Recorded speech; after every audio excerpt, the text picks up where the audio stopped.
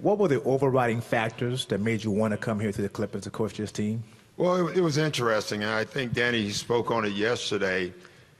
After the year, I didn't even have any factors. I had no plans of leaving. Didn't give it a lot of thought, honestly. My thoughts were at the time, after every year, and Danny knows me as well as anyone, I put everything I can into a season. And then if you ask me a minute after the season, I'm not coming back. I'm going home. I'm just burned out. I'm tired.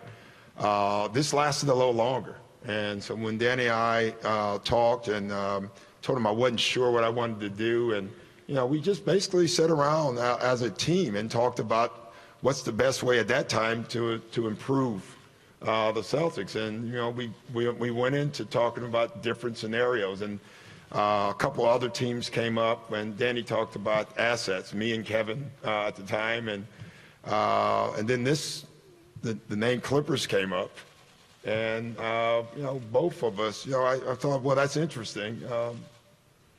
And you'd be amazed how from that point on, I really kind of stepped back, and Danny kind of did the talking and would report back to me. I couldn't talk to you or anybody, so I was kind of left out. I thought it was really interesting. And one thing I would like to make clear, and I want to stay on the Clippers in this more, there was never any threats. If you don't get me here, I'm not doing this. I'm not coming back.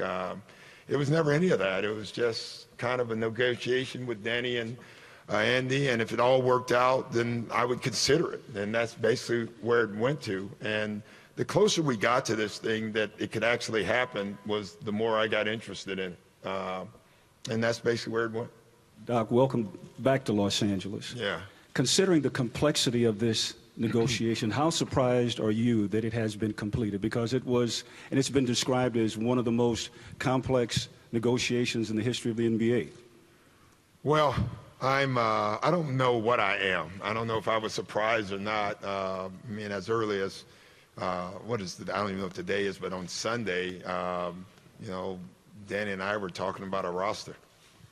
And then on Sunday night, this deal was agreed upon. So that's how volatile this whole thing was and has been.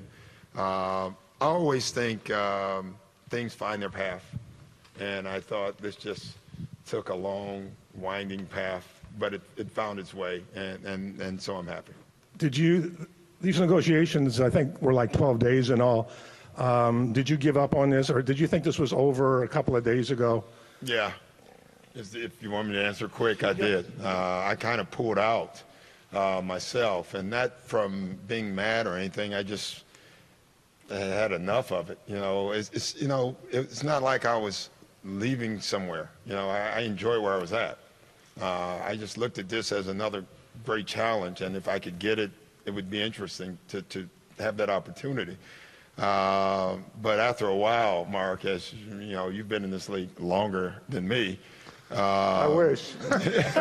So, what's the minimum? Yeah, after a while, yeah, I just thought, it's funny. Like I said, I called Danny and said, listen, I'm staying, I'm coming back, I'm coaching, that's what I am, and let's move forward.